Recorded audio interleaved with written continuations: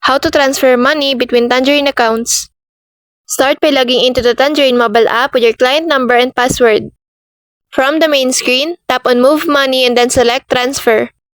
Choose the account you want to move money from, like your checking, and then pick the account you want it to go into, such as your savings.